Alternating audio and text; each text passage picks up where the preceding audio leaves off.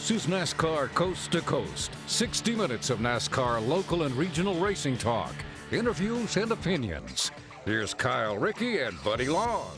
Coming up, we talk to one proud papa following his son's first NASCAR victory in Phoenix. New Smyrna Speedway held one of their biggest events of the season, and the winner will be here to talk about it. And one Connecticut short track champion discusses his season at one of short track racing's longest running facilities. Welcome to NASCAR Coast to Coast for Tuesday, November 17th, 2015. Kyle, Rickey, and Buddy Long with you for, at least for Tuesday, the final time this season. For the final time here on NASCAR Coast to Coast on MRN.com. But for Tuesday afternoons, we're going to do some programming in December live from the NASCAR awards ceremonies for all of our touring divisions and the weekly series. Ran out of steam there. We are? You didn't tell me that. Yeah. So when were you going to tell me that? You waited till we got on right the air now, to tell surprise. me that. All right. So what does that mean? It means we're going to be from 5 to 6, a pre-red carpet show or a red carpet show prior to the NASCAR banquets like we did last year. Oh. Was I invited? I don't know. We have to talk to Craig. Well, I heard I got kicked out of the Westin Hotel last year. I didn't know if I was welcomed Did you? back. Well, no, but it just sounded right. Okay. I wasn't sure if you were involved in that pedal car incident with Rocco. No. Hey, that was a great time. Yeah. It's hard to believe we're already a year later, back around the bend again for what was a magnificent 2 nights, really 2 days. When you looked at the breakfast situations, I shouldn't say situations, the deals you guys had and girls, everything was so well planned out by NASCAR. And you look at somebody like Corey Pasacco. You and I got to be a presenter last year for Keith Rocco, and we walked behind the stage, and you look at the production that's behind that curtain, and it's like, oh my gosh. I mean, it's just it's phenomenal when you think about how far back that they have to plan this. And they're probably also a big part of, oh, by the way, the NASCAR Sprint Cup Series banquet the weekend before in Vegas. I mean, a ton of work has got to be done. And you always hear drivers talk about the guys back in the shop, people behind the scenes. But it's true. There are so many people that make something look so great that you never hear about. And if you could only take a walk behind a stage, in a garage during the week or whatever, you would just be flabbergasted. And they've invited us to help out with the 2 breakfast events. That's where they hit their head somewhere. They fell down, but that's okay. They're entitled. No, looking forward to it. It's going to be fun. The award shows Friday and Saturday, December 11th and 12th. Right now, 5 p.m. is when the Red Carpet Award or the Red Carpet Cocktail Hour starts, and we'll be right in the middle of it here on the Motor Racing Network and MRN.com. Friday night, we'll talk to a lot of the track champions and the drivers that contended for the national championship in the NASCAR Wheel and All-American Series. And on Saturday night, the NASCAR K&N Pro Series East and West, the NASCAR Modifieds and Canadian Tire Series, NASCAR Euro, and NASCAR Mexico will all be there. It's a lot of things that are jumbled into 1 hour time. We got to talk to George Silberman with NASCAR last year. He was very happy. They've got to be ecstatic about the addition of racetracks they had this year and how they figured into the Wheel and All-American Championship with Flint Creek Speedway out in West Shalom Springs, Oklahoma. I got to say that one word at a time to get it out right. But, yeah, the addition of the racetracks they had, the influx of Sunset Speedway in Toronto with Taylor Holdaway being such a prominent figure in the final standings. When it was all said and done, Lee Pulliam again just pulled another one out and did a great job. But they've got to be tickled with how this season went for the Wheel and All-American program. And we'll button up 2015 and preview 2016 coming up in a couple of weeks at that time. On the show today, we're going to relive a wild NASCAR K&N Pro Series West season finale that included a bunch of K&N Easters and some outsiders, including 15-year-old Ty Gilliland, who made his series debut and put himself in position to when the leader had trouble, J.J. Haley, late in the race. He was there to claim his very first series victory and his very first start. It was so cool, and obviously coming home Thursday evening, I missed a pre-race that we had a chance to do, but just listening to the broadcast on MRN, I know it's going to be re-aired on NBCSN this Thursday at 7 p.m. for those that missed our broadcast and want to see the race. But just so many young names, and you had to feel for J.J. Haley. He has been so darn close so many times this year. He had a great season for H. Scott Motorsports with Justin Marks. He had a pretty good run in the Truck Series race on Friday night, and I think big things are coming from this kid in 2016. We should also mention Chris Eggleston picked up the 2015 championship. And the title contenders really weren't ever a factor for the race lead, but they were racing within 2 or 3 spots of each other for the entire 100-lap event, and you knew one slip-up could mean a different champion. And that's what we talked about as we got closer and closer to this event, because we knew the entry list was stout. It was full of a lot of East drivers that were coming over. Their season had been done. You throw in a Todd Gilliland, albeit 15 years old. He's a very accomplished young driver. I guess I have one question for you. During the course of the race, you had so many different drivers to watch. Mm-hmm. You had to be on a swivel pretty much. But before Gilliland got the win, got the lead when JJ had his issues, your thoughts on how he looked as a 15-year-old out there amongst other youngsters, but veterans in the sport as well? Looked like a veteran out there. I mean, he fit in perfectly, raced everybody cleanly, including William Byron. There were a lot of young drivers at the front of the field, and you had never known it was his very first series start, and on the biggest racetrack, the biggest oval that the NASCAR K&N Pro Series West competes on at Phoenix International. Yeah, it was great. And you know what was so impressive, moving to the next night for the Camping World Truck Series, William Byron, as we had mentioned, got his first start with Kyle Busch Motorsports. Rico Abreu was in the field as well. Byron and Brandon Jones, you probably had the call between you and Dan. It was kind of in that area where there was a wreck. And what was so good, you were on radio, but TV, the interviews they did between Jones and Byron, these are two very young kids, but very good already, how they handled themselves in a very early part of the race. They could have been very frustrated. They had great equipment. They handled themselves so well, and that's what's so just impressive about this young pool of talent that we have. What they do on the racetrack, I mean, we have talked truck race after truck race after truck race. The youth, how many drivers? Elton Sawyer tells us every week, well, this is about another 13 or 14 rookies in the field. How many trucks end up in the garage on the back of a rollback or a hook? Not very many. They do a great job maintaining their equipment out there. I don't think I've ever in my career, but I don't think we've ever seen this much of a plethora of young drivers this young not only be out there, but do as well as they have in such a short period of time early in their career. It says a lot about the future. And I think one of the questions that we had over the weekend in Phoenix in the MRN truck is, there's a great future, but how many seats are going to be available in the next 5, 6, 7 years in the Sprint Cup Series and in the Xfinity Series? And frankly, in 5 or 6 years, most of the drivers that we're talking to right now will probably be ready for the NASCAR Xfinity Series and the NASCAR Sprint Cup Series, but it's a matter of, is there enough seats available and quality seats? Right now there's only 20, 25 quality seats right there in the Sprint Cup Series. Well, that's what concerns me, and we've talked about this going all the way down to the karting level. Years ago, when I first started at WKA in the early part of the 2000s, it was traditional that families stayed in our sport for maybe about 4 or 5 years at the very least. Now, within 5 or 6 years, that changed. It's a couple years in karts, up to Bandoleros, up to Legend Cars, up to late models, up to K&N, and then where are you going to go? Exactly. Dads with deep pockets are going real fast, and you're right. You can only go but so fast. You're churning out young talent each and every year. Case in point, Harrison Burton. He's going to be one of the newest drivers in the K&N East next year. You had mentioned possibly Sarah Cornett-Ching coming over. David Calabrese, there's been rumblings that he could be making a move over from the Whelen Southern Mods to K&N.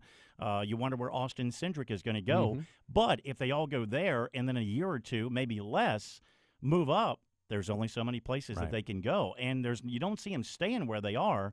So you either go up, you compete, you do well, or you fall down that slippery slope, and next thing you know, it's like, well, what happened to this kid? And they're a crew chief in a garage, or they're doing something for somebody on a team, and all of a sudden that's right, I forgot about that guy. And that's what you hate to see. Very similar to like Dylan Kwasniewski. Yes. Up, and then where'd he go? He only ran 5 or 6 events this year for a team that doesn't compete every week in the NASCAR Xfinity Series.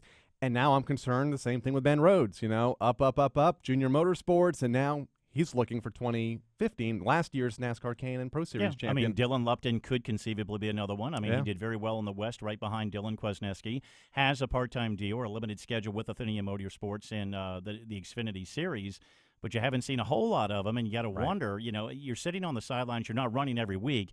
And that's what drivers want. They want that seat time as often as they can, learning from some of the best of the business like Ben did this year with Harvick and Casey Kane and drivers of that nature that were also in the 88 car is invaluable. But the best learning experience is behind the wheel, and when you can't get that each and every week, that hurts. Still hoping he can find a ride for next year and use all of that knowledge that he learned this year in the NASCAR Xfinity Series running part-time for such a great team, Ben Rhodes. So David Gilliland is going to talk to us about his son Todd's win, because Todd believe it or not, is in school. So, and can't miss class. So David will be on the show here coming up in a little bit. Rowan Pennink will join us as we'll talk about modified racing at Stafford Motor Speedway. He was the track champion this year at, no doubt, probably one of the most competitive Friday or Saturday night tracks in the country. I would say it is, right up top. I'd say Stafford, if you can win there, you can win anywhere. Absolutely. So we'll talk to him coming up about that in a little bit. Also, Ty Majeski will join us. Picked up a big win this weekend, and apparently it took a while to finish the race. The 50th Annual Governor's Cup on Sunday at New Smyrna Speedway in Florida, one of their big events, mainstay events forever at New Smyrna, and he'll join us. A strong 40-car field, but I think, a quarter of those cars finished the event? Yeah, it was tough. There was a lot of cautions. Just a plethora of different drivers from different walks of late model racing were there. Stephen Wallace, Yep. Rusty's son, he's done very well down at New Smyrna. He was there. He got caught up in a wreck when he was up towards the front. Christopher Bell, whose name we'll hear a lot next year in the Camping World Truck Series, was there. He didn't have a great run. Cody Coughlin, who will also see part-time in Kyle Busch Motorsports trucks next year, he was there. But, it had to be a patient day for a lot of drivers, and that's a tight track. It's fast as well.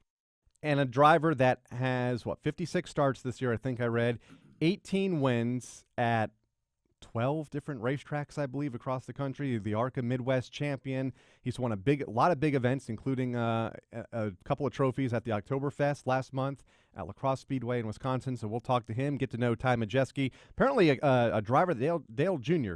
has taken some notice of. Well, and if you have Dale Jr. looking at you, that means you're pretty special. I mean, this is a kid that that also shares that same role with a William Byron and a Josh Berry, who have done very well. And Josh, another one, if we go back to the conversation we had a few moments ago, trying to find the right opportunity to keep him in an 88 ride next year. And that lineup's pretty much been announced. But, again, if you have Junior looking at you, you're pretty special. Want to congratulate a driver that wasn't in Phoenix, that was supposed to be, Austin Hill. Proud new father yesterday afternoon. Yeah, I saw the Facebook pictures, the social media stuff, and I know that's a good time for him, a very special moment in his life, and we look forward to seeing him back on the K&N East Series next year. Lindley Ann Hill was born at 12:12 p.m. yesterday, and both Ashlyn and daughter and father are doing well. I was wondering why Austin wasn't in Phoenix, and the family would not let him go because they were on baby watch, and certainly understandable. Certain times, family does have to come first. Absolutely. All right, when we come back, we're going to talk to a NASCAR Sprint Cup Series driver and proud father this week at the Phoenix International Raceway. Todd Gilliland's father, David, will join us after the break. NASCAR Coast to Coast will be right back on MRN.com.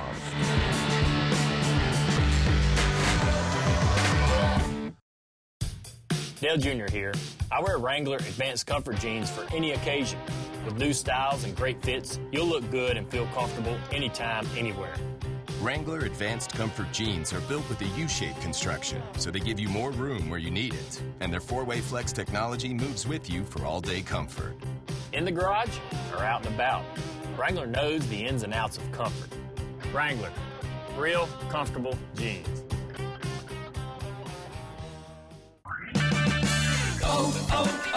O'Reilly.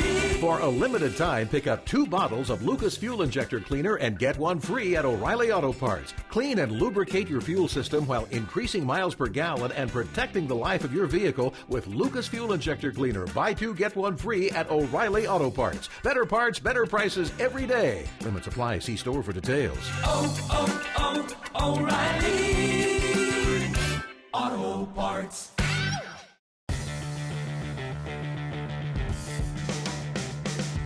This is NASCAR Wheel and All-American Series driver, Adam Gray, and you're listening to NASCAR Coast to Coast on MRN.com. Now back to Kyle and Buddy. All right, thank you very much, Adam, one of those drivers that competes at the Stafford Motor Speedway up in Connecticut on a semi-regular basis. In 2015, welcome back to NASCAR Coast to Coast. We mentioned Todd Gilliland was able to pick up the win in the Casino Arizona 100 over the weekend. William Byron came home second. Brandon McReynolds third. Dalton Sargent fourth. Landon Castle rounded out the top 5. As for the championship contenders, Chris Eggleston was able to clinch the championship by finishing in the 11th position. A good run for Ryan Partridge, finished in the 12th spot and was able to pick up 1 position in points, finished third to Grayson Raz, who struggled over the course of the evening.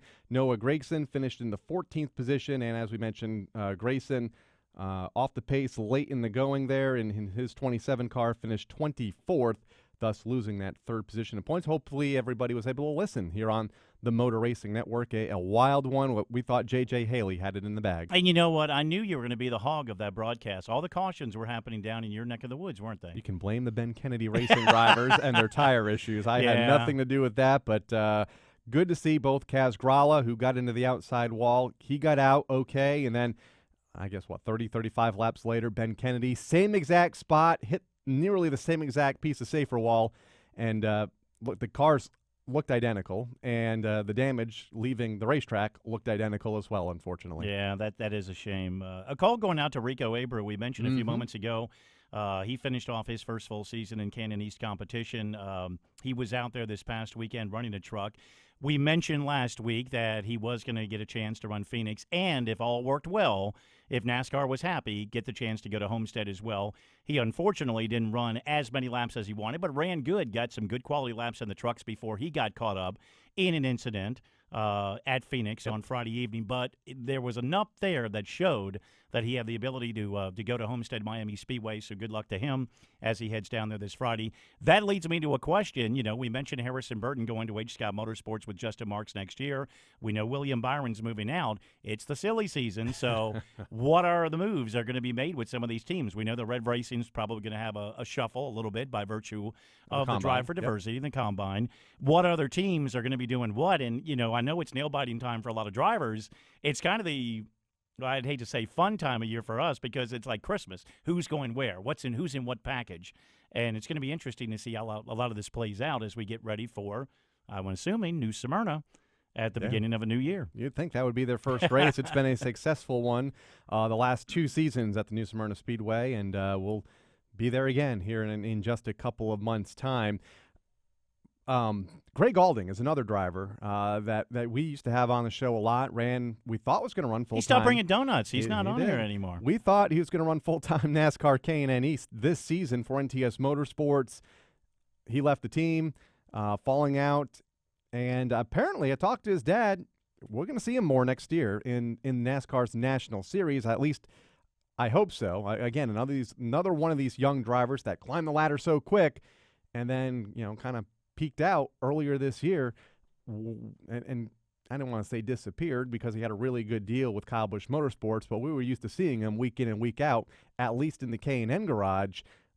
An uncertain future, but apparently he's got a full-time deal planned for 2016. Well, that's good, and that's what happens when you make that jump. You lose that ride that you had on a weekly basis or running every race of that series because you've jumped up the ladder to another deal, and you've got a limited deal with the next deal up the ladder, so you don't have that seat time again. So good to hear that. A lot of people are probably missing Gray from the K&N Pro Series East, of which he did a very good job. So looking forward to seeing him back in NASCAR racing again next year. Absolutely. Hoping to chat with David Gilliland here in just a moment. But before we do that, our final time this year, we're going to go off the wall. Let's get to know some of these young stars of NASCAR's regional series a little bit closer in this week's Off the Wall. Dalton Sargent, favorite music right now in your iPod? What's going on in your iPod right now? There's a lot of different stuff in my iPod. I listen to all genres of music, anything from country to rap, really. So definitely a mix of everything. Doug Hovey, if you could do anything in the world outside of racing, what would it be? Oh, dude. If I was good at singing, I would be an entertainer of some sort. I'm awful at singing, and I would never even offer a sample because I'm that bad. But I think like that lifestyle would be really cool, and that's something I like to be on stage. I like to be in front of people, and that would be exciting. I mean, I do have a pretty cool job now flipping houses. I mean, that's something that I think a lot of people love doing, and I love doing it. So I'd like to be something that would make me a billionaire. So if it had to be whatever it had to be, if that led me down that path, I'd be happy. Justin Bonsignor, what is your favorite and then least favorite word? Favorite word? Probably can't say over the radio. I just yes people to death a lot, so probably yes, and my least favorite is probably yes because I hate being yes to death, so. Kenzie Rustin, behind the wheel of a race car, under green or yellow, have you ever caught yourself thinking about something other than the race car and the race itself? Ever have to reel your mind back in? I think one other time maybe that I've just had to go to the bathroom or something. Maybe I've thought about that. But as soon as you get back going green, you don't really think about it. William Byron, NSYNC, or the Backstreet Boys? I don't know either one. So I'd say probably NSYNC. NSYNC's good. Coming back with more of NASCAR Coast to Coast, it's Kyle Rickey and Buddy Long right after this.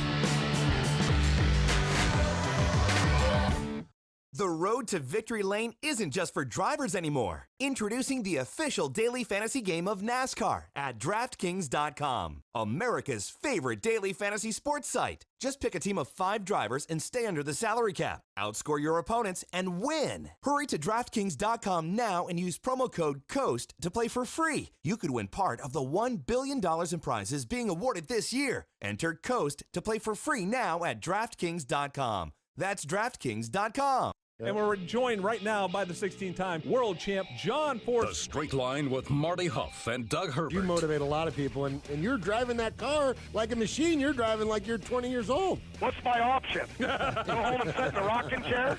Right. My wife won't let me come home. She don't even care if I stand up on the podium with the Monster Girls or the Praxis Girls. She don't even care anymore. She loves me. She just don't like me. But why'd I bring that up? What was the question? The Straight Line every Wednesday at noon at MRN.com.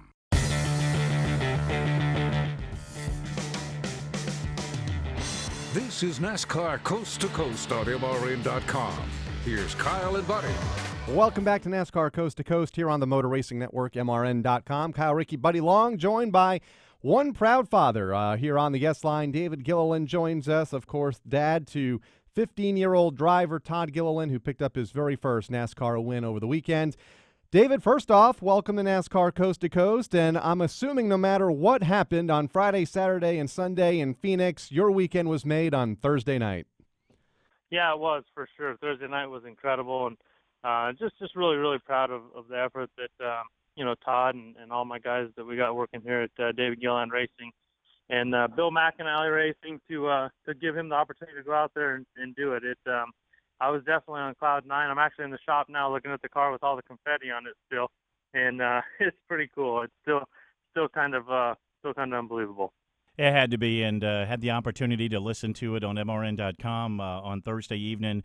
J.J. Haley, unfortunately, having his issues. I was talking to Kyle, who was working turn number 4, and asking him before that your thoughts of Todd and how he was driving. And, I mean, Kyle just felt he was like a veteran mixed in there with everybody else. Smooth as can be. How do you equate that for a driver that's just 15 years old and in one of the biggest stages of NASCAR racing so early in life? Yeah, I don't know. I don't know how he does it, to be honest with you. People have asked me, and we've worked hard, and we've tested a lot, and he's raced a lot, and he's learned a lot over the years. But, he just does a good job. He stays calm, he stays patient, and, we kept telling him throughout the race. I personally, myself, was leading that race probably 4 years ago and blew a right front tire leading. And so we knew that the camber was going to be an issue, and so we were way conservative on camber.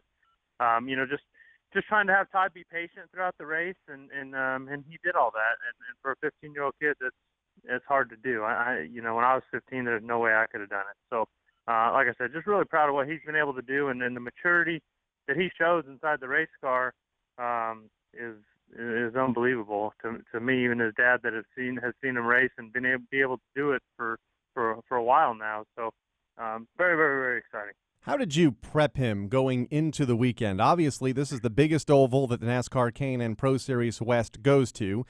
It's his first NASCAR Regional Series event at probably the biggest track he's ever competed at times 2. I'm sure he's used to quarter miles, half miles, maybe 5/8, but nothing like what he probably saw on Thursday night at Phoenix. Yeah, for sure, and that was something that was really a tricky balance for us because we built the car here in my shop in North Carolina, and the whole time we're building it, thinking we're building the car that we want to build it capable of winning, giving him the opportunity to go out there and have the best chance that he can. But yet we need to be realistic with our goals and expectations, and not to put too much pressure on Todd just being that it is his first K&N race and the fastest he's ever gone on a track that's difficult and like no other, across the country. So definitely, keeping those expectations in check. And, before the race, I gave him a big hug and I said, hey, look, I said, we're here. I always tell him when he gets in the car, no matter where we're at, no matter what race we're racing, do your best and have fun, and the rest will take care of itself. And so, just tried to tell him that we don't really know what to expect. We don't have any expectations. Of course, we all want to win. We all want to do good, but our expectations were to try and finish the race and learn as much as we could. And dang if they didn't drop the green flag, and he went straight forward. So it was fun to watch. When you were coming up through the K&N Pro Series West program, obviously you had a collection of drivers around you that you raced with, some that you continued on with up into the next level of some motorsports. This day and age, and one of the biggest storylines in the West has been the youth movement, which has been a tremendous plus for this program. And when you look at Todd, you look at William Byron, all the young drivers, Noah Gragson Raz, so many others from the East and the West, how they've handled themselves at such a young part of life. I mean, starting at 15, 16, 17 years old in one of the biggest stages of racing. And as we talked to, I talked to Kyle at the beginning of the show, very few of these cars are back in the garage area midway through the event or at the end. They're still on the racetrack. They're well intact. These kids have got a great maturation process already handled, and it's just phenomenal when you look at it. Absolutely, yeah. When I was racing in the K&N Series, they didn't even let you race when you were 15. When my dad raced in the K&N Series, they didn't even let me in the pits when I was 15. So definitely times have changed, and thankfully for Todd and where he's at in his racing career and where he's trying to go with racing, that they let young kids run in this series. And I'll be honest with you, I'm surprised and shocked by what these kids can do, and not only Todd, but just the huge amount of young talent there is in the series. I think NASCAR's done a real good job as far as molding the rule book and working on the rule book to go to this spec engine and now this composite body and taking the pit stops out of it and stuff like that, because it's really made taking that step from a late model for these young kids to go to the K&N Series, a much more obtainable step to be able to take. You mentioned your dad, Butch, a moment ago. He was there on Thursday night. We talked earlier in the afternoon, and he was on his way to the racetrack and obviously was there in Victory Lane. How special was that Victory Lane and those pictures of three generations of, call it NASCAR K&N Pro Series West winners? Butch has 13 wins. You have 4. Now Todd has 1. Yeah, exactly. It's pretty special. It's pretty cool. I don't know. I haven't heard yet or not, or if any other 3 generations have won in that series, but that makes it pretty cool. It makes it pretty special, and there's some very, very good pictures that I'm very proud of. And I just did an interview with the Charlotte Observer today and sent them a picture of Todd in that exact same Victory Lane when he was 2 years old. I have won a Southwest Tour race there, and with him in Victory Lane there, and we were teasing him, showing him the pictures before we went to Phoenix, saying, hey, you've been to Victory Lane there before. We'll see if you remember how to get there. And darn if he didn't remember. Yeah, I don't think I would have, even if it was just a few years later. It's incredible what he's done. You mentioned you were in the shop right now, obviously this weekend, preparing for your finale in the NASCAR Sprint Cup Series down at Homestead Miami Speedway. Are there times this year where your schedule has prevented you from being at some of Todd's races in the early part of his career? And if that be the case, who are the people that you lean on if you're not there with your busy commitments that you trust, that have Todd under their wing and take good care of him when he's at the track? Yeah, I mean, obviously, I've been actually fortunate enough to be at his win when he won at Southern National and the ARCA race and now this race. But Chris Lawson and Seth Smith, they're 2 great guys that have been around racing a long time, have a great late model resume of people they've won with and stuff that they've been able to accomplish. And just really lucky to have them to be able to send your son off with at the races when you can't be there, and they take great care of him, and they've taught him a lot. A lot of Todd's success they're a big part of that and deserve a lot of credit for that. What's 2016 look like now? Obviously, he's got his first NASCAR K&N win. Will we see more of Todd in the NASCAR K&N Pro Series next year?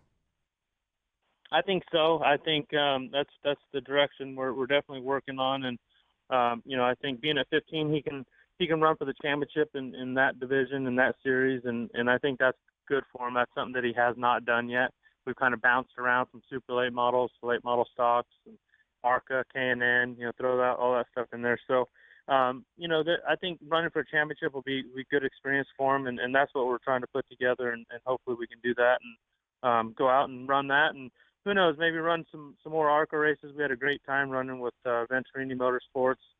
They got a great, incredible ARCA program that we'd like to, obviously run more with, and who knows, we'll see him if he does good. Maybe he'll be 16 in May, so you never know. Maybe we'll see if we can sneak him in a truck or something.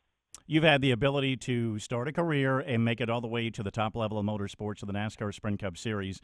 One of the things that obviously we always keep an eye on, and as I'm sure you do as well, the youth of our sport is doing very well, but sometimes the progression can be very quick to the point where they're shuffling through different programs and series, climbing up the ladder. Next thing you know, there's not that ride available, or if the driver doesn't perform as well as he should, next thing you know, he's out of an opportunity. Is that a big part of what you do with your team and with Todd as part of that maturation process to make sure that you don't go too quick, too fast?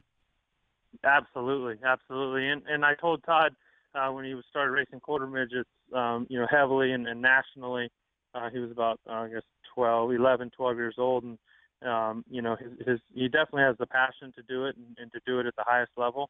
But it's all about timing. And with NASCAR racing throughout the years, it's been like that. I think it's more like that now than ever.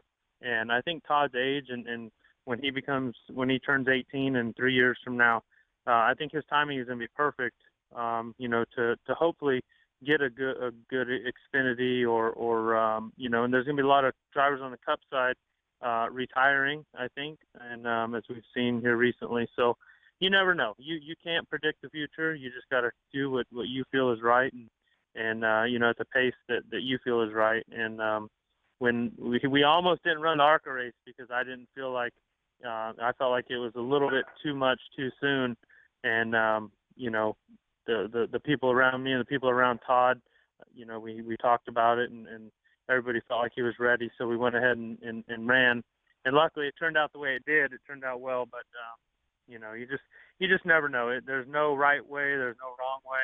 You just kind of got to do and go by your gut, and being around racing as long as we've been, you just got to kind of take those chances. But the funny thing is about this whole interview is you guys called and wanted to talk to Todd, and dang, he couldn't get out of school, so we had to miss a couple of days last week. So that kind of cracks me up, about the youth movement, like you said, in NASCAR. And he won on Thursday, and Friday we woke up and he went to the racetrack with me, and we had to turn around and go back and get his backpack so he could do his homework, at the racetrack in between talking to people and stuff. So it's crazy. You just kind of got to balance everything, and we're just going to keep continuing to do the best we can. Seems to be a common problem with this show anyway, yes. Trying to get kids out of school. David, thanks for joining us here on the show. Best of luck to you and your Front Row Motorsports team this weekend at Homestead Miami Speedway, and congratulations to your team and your son Todd on the win this past Thursday. Perfect. Well, thank you guys for having me on the show, and we appreciate it. All right, we appreciate you for joining us. David Gilliland joining us here on the show. Father to son Todd Gilliland, who won the NASCAR K&N West race this past Thursday in Phoenix. When we come back, we'll talk modified racing with Rowan Pennink. NASCAR Coast to Coast will be right back on MRN.com.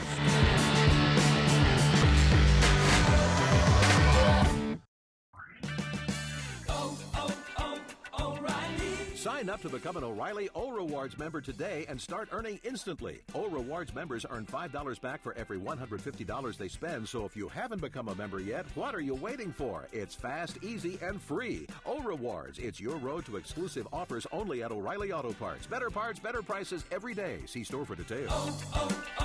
O'Reilly Auto Parts.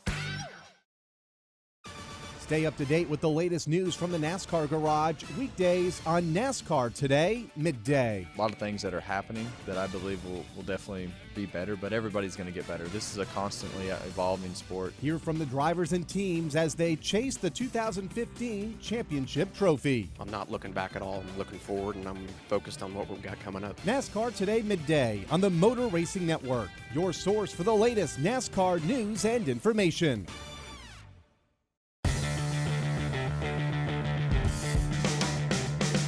This is NASCAR K&N Pro Series East driver, Devin Amos, and you're listening to NASCAR Coast to Coast on MRN.com. Now back to Kyle and Buddy. All right, thank you very much, Devin. Welcome back to NASCAR Coast to Coast here on the Motor Racing Network and MRN.com. Want to catch up with one of the other track champions that we have yet to catch up with this past season in the NASCAR Whelen All-American Series. We talk week in and week out about the SK Modifieds at Stafford and how competitive it is. In fact, Ryan Preece was in studio last week and talked about how Stafford is probably one of the toughest fields in the country, and the driver that was able to top them all joins us on the guest line. Rowan Pennink, welcome to NASCAR Coast to Coast, and congratulations. A great year up at the Stafford Motor Speedway, and, 6 wins this season, but I know it wasn't the start you had hoped for. You won the Spring Sizzler, and then May was a bit quiet for you before you got on that summer run, but you came out on top. Nevertheless, congratulations on a great year. Thank you, guys, and thanks for having me on the show. We had a great season up there at Stafford. Like you said, we won the Spring Sizzler to start the year off like we needed to, and we ended up with 6 wins for the season and ended up getting the championship there at the end. It's been such a great proving ground and I guess a development program to a degree years ago. To lead drivers up into the Whelen Modified Tour. But so many Whelen Modified Tour drivers, once they're at the Tour, yourself included, find yourself wanting to continue with that SK Modified deal on a Friday night at Stafford Motor Speedway. Talk about the mystique of that and why you want to maintain that even during the season when you had been running the Tour. Well, first off, Stafford Speedway is one of the most professionally run All-American Series tracks, I'd say, in the country, and it's an awesome facility to race at with the Arut family up there, and like you guys said, the competition there is unbelievable, and I think all of us guys that have run the Tour want to get back to Stafford and compete weekly there as well, just because it's such a great, great place to race, and like the competition's so tough, it keeps you on top of your game running there every week. Talk about the championship battle. It was tight all year. Came down to 10 points between you and Ryan at the fall final a month or so ago to button up their season. How much were you point racing there those last 2-3 weeks of the season, and how closely of an eye were you watching where Ryan was on the racetrack? Well, we had a pretty good point lead a couple races from the last one there, and kind of had a bad couple races, which caught Ryan right back up to me within 12 or something points, and came down to the fall final race there. And I was just trying to run run that last race like we'd run every one, and I think we ended up with 17 top 5. So I knew if we finished in the top 5 in that last race, we'd have it locked up. But Ryan had a good car that weekend. We were able to, I think, finish right behind him and secure the championship. But definitely a little nerve-wracking out there for that last one. Well, correct me if I'm wrong, because I think I read that you were going to expand your weekly schedule in 2016, as if Ryan Preece trying to beat him wasn't tough enough for a championship on a Friday night, that you might expand and head over to New London Waterford Speed Bowl and see if he could take a title away from Keith Rocco in 2016. Is any truth to that? Yeah, we're definitely going to run some races up there at Waterford this year. I'm not sure exactly how many races we'll run, or if we'll run a full schedule or not. I guess we'll have to see how it goes after starting the season up there. But yeah, we're definitely going to give it a shot up there at Waterford. I think he'd be a great addition to an already stacked field there with Keith and Teddy and Tyler Chadwick and the rest of the folks that run up at the New London Waterford Speed Bowl week in and week out. Talk about your modified tour program. You ran the first 13 events of the season, had a couple of top 10s early on, especially a couple of 7th-place finishes at the Stafford Motor Speedway, those 2 early Friday night shows to start the season. You didn't compete the last 2 events. What happened with the team, and is there a plan to return to the tour in 2016? Yeah, we had the year kind of started off on the wrong foot up at Thompson for us with the tour. We ended up having a stuck throttle and ended up destroying the race car, so that kind of set us back right from the very first race of the season, and it was a little bit of a struggle to get the not only the cars back in line, but it was a new team, and we all just kind of got off on the wrong foot for the season, and then we ended up hurting a motor up at Loudon right before the last 2 races of the season, and it was going to take a whole lot to get something put back together for those last 2 races, and we weren't really in the points, so we just decided to focus on that championship up at Stafford with the weekly series and take the last 2 races on the tour off. But I don't know exactly what we're going to do for next year for the tour, but we're working on a couple things, and hopefully I'll be out there on the NASCAR Wheel and Modified Tour in 2016. Oh, clearly one of the most competitive seasons in Tour history. Doug Coby taking another championship. But when we looked at all the changes that were made in the offseason, different driver changes, it turned out to be very competitive. But let's go back to the weekly racing series. We look at not only such a strong wheel and modified tour, we look at a strong presence on the Stafford SK deal on a Friday night. The same can be said for New London Waterford Speed Bowl, tour-type modifieds on the island of Riverhead. And then you go below that, SK Lights. What are these tracks doing that is helping to promote and being so successful and continuing to churn out just more and more modified talent? The tracks, like Waterford and Stafford they run the tracks really professionally, and everyone just loves that competition of coming back to the same track every week, and I think working on your car for the same track and having that drive to win races on the weekly level. How much do you think the SK Light program that Stafford brought on, 10, 11 years ago now, has helped modified racing in general and just developing young drivers in a light car before they make the progression to the SK Modifieds and then up to the NASCAR Wheel and Modified Tour? Yeah, it definitely has helped a lot. They brought that program in, and it's become one of the strongest programs I know at Stafford. I think they probably have one of the best car counts in any of the divisions at Stafford, and it definitely has proven to make some good drivers out of that series, and they've come up and run well in SK Modifieds, and a bunch of the guys that started in that series have moved on to the tour as well. So it's definitely a great series. So young drivers can learn car control with these modified cars, and definitely serves them well. Nothing like walking into a Friday night race program at Stafford Motor Speedway and having a pit area, because you walk by the pits upon entry into the racetrack and seeing all the modifieds, and you're going to get 2 full field of modifieds during the course of the night, whether it be the SK Modifieds or the SK Lights, and the driver that topped them in the NASCAR Premier Division for Stafford Speedway at the Whelen All-American Series level, Rowan Pennink. Rowan, thanks for taking the time to join us here on the show. Congratulations on the championship. It was tight. Came down to 5 positions there at the fall final, and I guess we'll see you at the banquet here in a couple weeks. Yeah, sounds good. I appreciate you guys having me on, and thanks for everything. All right, Rowan Pennink, a tight championship, as it always is, at the Stafford Motor Speedway in one of the great short track fields here in the country. We're going to talk to a driver that topped another great short track field in the Governor's Cup this past weekend at New Smyrna Speedway. In fact, he's won a lot in 2015, and he's here to talk about it after the break in Ty Majeski. Coming back with more of NASCAR Coast to Coast, it's Kyle Rickey and Buddy Long right after this.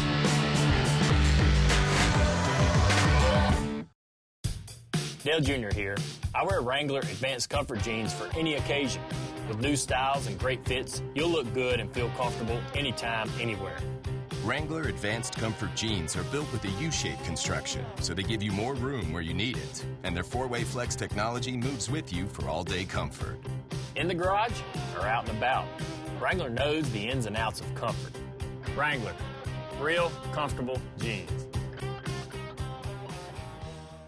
If you haven't checked out MRN.com's exclusive online programming, you've missed a lot. MRN Motorsports Monday. Review and preview the NASCAR weekend. Wings Nation talk winged sprint cars. The straight line. Give you the latest from the NHRA. NASCAR regional, local, and international series on NASCAR Coast to Coast. Food at the track on fast food. And classic MRN races on Throwback Thursday. Exclusive original online motorsports talk on MRN.com.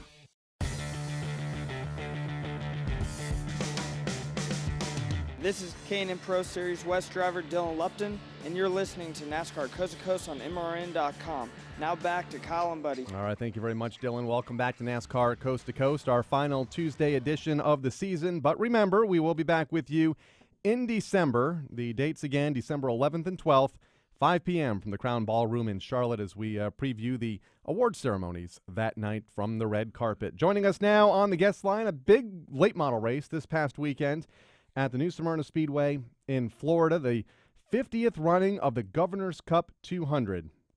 Great field of cars, 40 drivers took the green flag, and once again in 2015, Ty Majeski was able to take the checkered flag first, and for the first time this season, joins us here on this show and on the guest line. Ty, welcome to NASCAR Coast to Coast, and congratulations, another big win for you in 2015 this past weekend. Yeah, absolutely. It was definitely one of the biggest wins of my career. I appreciate you guys for having me on here today. Yeah, I mean, it was definitely, like I said, one of the biggest wins of my career. We didn't know what kind of car we had on practice day. We were struggling a little bit and ended up breaking a left front A-arm in qualifying. It set us way back in the field and started 28th and just methodically worked my way up to the field. I mean, the car was awesome. 28th in a field like that is a pretty strong feat. But another item that you mentioned was the fact that when it came to restarts, you were not used to starting, or I guess going through the shifting process. A lot of the tracks that you would run at, you were already running in fourth gear. So trying to go into the shifting process was also a great challenge for you in this race as well. Yeah, the only weekend I really shifted at before was Speed Weeks in February down in New Smyrna. And, yeah, like you said, up in the Midwest area, we're prohibited from shifting on restarts, so it's all fourth-gear starts. So, yeah, that was definitely something new for me. I was never actually the leader at New Smyrna. Starting the race as the leader in second and third gear starts, so that was definitely new for me. And Stephen Wallace is definitely one of the best at restarts, and it felt really good to I guess, have the advantage over him on most of those starts, so. Held off Jeff Schofield, Derek Thorne, Bubba Pollard, Tyler Ankrum. That was the top five. Understand, though, even though 40 cars started, it took a while to run this race. We were watching the event in the broadcast tower under the rain delay at Phoenix International Raceway, and of course, Rusty Wallace is one of our announcers on the Motor Racing Network broadcast, and he was trying to keep up with what Steven was doing, and apparently, according to him and the updates we were getting, there was a lot of caution flags in this event. How do you handle that when you're running for the win and the caution keeps coming out every lap or two? It seemed like. Yeah, definitely. It was definitely a long race. I think the actual length of the race was like 3.5 hours or something like that. But yeah, the biggest thing is just trying to keep heating your tires under all those cautions, keep them cleaned off, keep all the marbles off them, so you have maximum grip on those restarts. Those restarts could be hairy at times. My goal is just to have the advantage going into turns 1 and 2. The outside is definitely the preferred group in 1 and 2, and I knew if I could get there at least even with Stephen Wallace, I could most likely be able to clear him out of turn 4, and we were able to do that most of those restarts. Talk about your season for the most part. When Kyle and I were going over some of your statistics this year, you had pretty much running quite a few places in the Midwest. One of the tracks that we wanted to talk about was the Madison International Raceway in Wisconsin, one of the newest additions to the NASCAR Wheel and All-American Series this year. Part of that was winning 2 of the 3 races in the Super Late Model Triple Crown Challenge, in which the level of competition was absolutely phenomenal. You look at Bobby Wilberg, Nathan Hosley, Rich Bickle, Jeremy Miller, Casey Johnson, ton of drivers, great Midwest talent, but that was just one of the many stops you made successfully this year. Yeah, for sure. We built a brand new race car this off season, and we wanted to keep the McGinnigill engine in it with the 4-barrel in it to kind of grasp that package for when we travel down south, like the Governor's Cup in Pensacola here in a couple of weeks. So they have the same package, and we were really able to come out of the box firing on all 8 cylinders with that new race car. We ended up winning the first leg of it. Unfortunately, we blew up in the heat race of the second leg of it and won the third leg of it. So hadn't we blown up in that second leg, we might have been the Triple Crown champion, but overall it was a really, really good Triple Crown Series for us. That was the Triple Crown Series. In all this year, I think you've run, 56 races, 18 wins. How would you kind of summarize your year of short track racing around the country? Obviously, a lot of those events in the ARCA Midwest Series and some other late model and super late model events to throw in there as well. Yeah, we've had a really phenomenal season. You know, I've had a ton of seat time, and the more you race, the better you get. Just like anything else, you know, I'm getting better as a racer, and my communication with my crew chief Toby has just gotten up astronomical here in the last 3 or 4 months or so. We really hit on something in mid-July with the race car, and really have had phenomenal race cars through this back half of the season. The stats definitely show it. And when a driver has the season that he has, like you have, and then you go down to a track like New Smyrna, which you've been to before, but then you run against some of the very best, start 28th in a 40-car field and beat some of the very best in the late model business, you raise the eyebrows of a lot of different people, and one of those people has been Dale Earnhardt Jr., who has had a lot of very good late model talent in his camp. Talk about that relationship, if there happens to be one right now.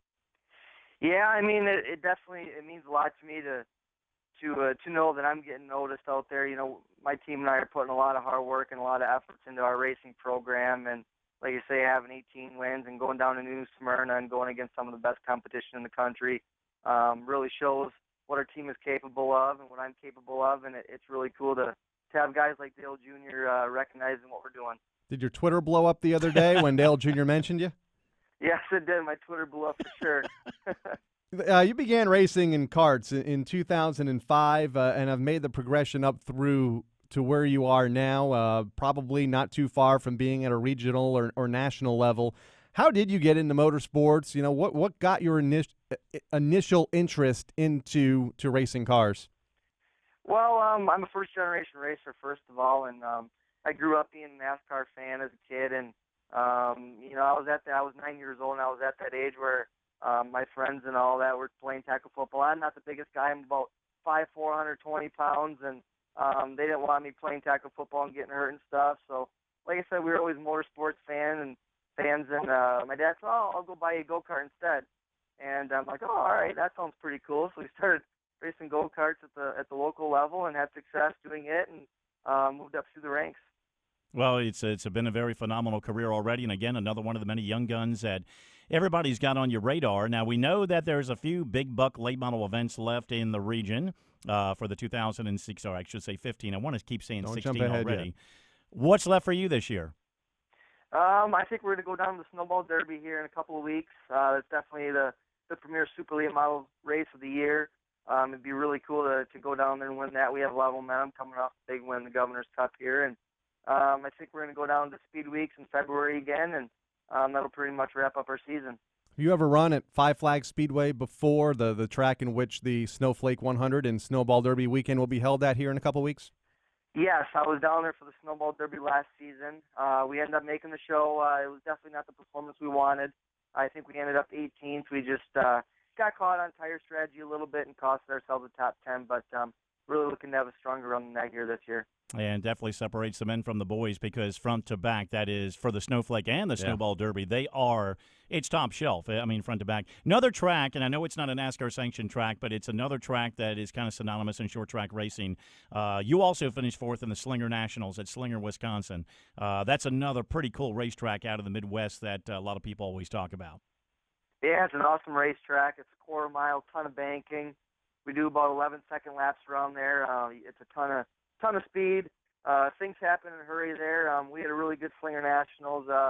We ended up having issues in qualifying. Had to start shotgun on the field back with Johnny Sauter, and we made our way up through the field. Just came up a few laps short of getting the victory there. But, yeah, it's definitely one of the most unique racetracks I've ever raced at. Buddy asked you about the remainder of this year, and you mentioned New Smyrna next season going to be a part of the World Series of asphalt racing down there.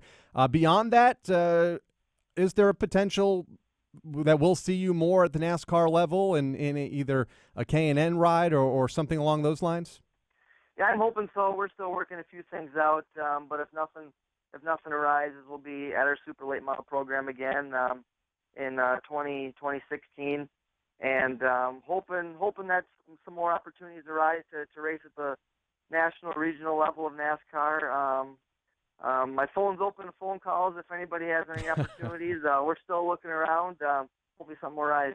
Absolutely. No doubt. If you can't move up, stay with what works, and it's been working with you in 2015. A lot of big wins. Congratulations again on all the success, and including the Governor's Cup win this past weekend at New Smyrna. All right, thanks a lot. Appreciate it, guys. Thanks for having me on. All right.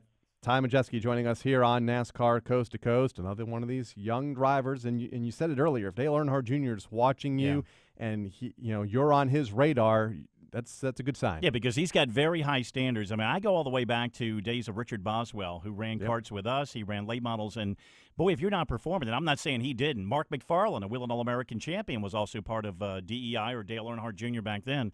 You really got to perform, and he's hit on two very good ones in Byron and Barry, and, of course, you got to keep that list going because these kids are moving up. Time to find more. Absolutely, and Ty is on that list. And with that, buttons us up for another season here on NASCAR Coast to Coast. Want to take a moment, congratulate the champions of NASCAR's Regional Series, William Byron, Chris Eggleston, getting it done in NASCAR's K&N Pro Series East and West. It'll be fun to watch William move on next year, move up the ladder into the NASCAR Camping World Truck Series for Accomplished Motorsports. Do you want to impress me right now? You got to mention every NASCAR Wheeling All-American track champion. If you can do that right now. I was just told in my ear we only have 2 minutes, and there's like 56 tracks.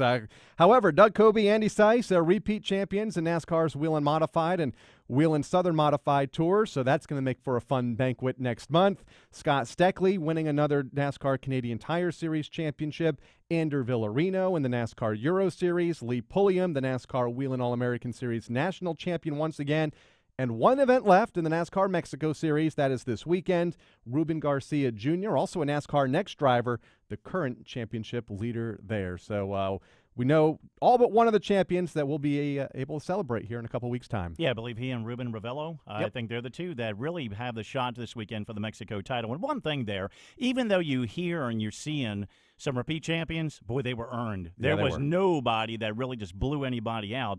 They were some of the tightest points battles going right down to the wire on practically every series. And we thought at a time during midway through the season, the NASCAR Canadian Tire Series, we thought, it's going to be a blowout. It's not even close.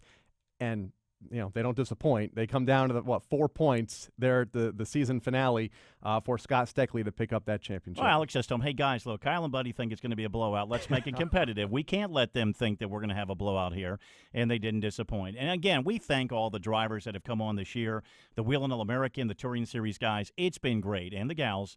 It's been a phenomenal season talking to a lot of these people. And then for you, myself, to go to the NASCAR tracks, to go to the Truck Series, Xfinity races, and Sprint Cup, and do the broadcast for MRN and eventually see some of these faces there. It's been great. Want to thank all of the series directors, all of the NASCAR PR folks for helping coordinate and trying to get our producer, Craig Moore, in touch with these hundreds of drivers around the country. It's been a task, but it's been fun, and for the fourth year, we've done it, and we'll continue to do it on Friday and Saturday, December 11th and 12th from the red carpet at the Crown Ballroom, 5 p.m. Mark it on your calendar. It's going to be fun. It's been a great show, another great season. Started with a little show called Modified Madness a few years back, and look what it's grown to right now. Yeah, we're coast to coast. Yeah, we on are. NASCAR It's Coast been to great. Coast. I want to thank David Gilliland, Rowan Pennink, and Ty Majeski for joining us. For Robbie Mays on graphics, our producer Craig Moore. He's Buddy Long. I'm Kyle Rickey. We'll see you next month from the Crown Ballroom in downtown Charlotte on NASCAR Coast to Coast. You've been listening to NASCAR Coast to Coast. Tune in next Wednesday at 1 Eastern for more talk from local tracks all over America. NASCAR Coast to Coast is also available on demand in the MRN.com Media Center or download from iTunes or Stitcher. NASCAR Coast to Coast is a production of the Motor Racing Network. All rights reserved.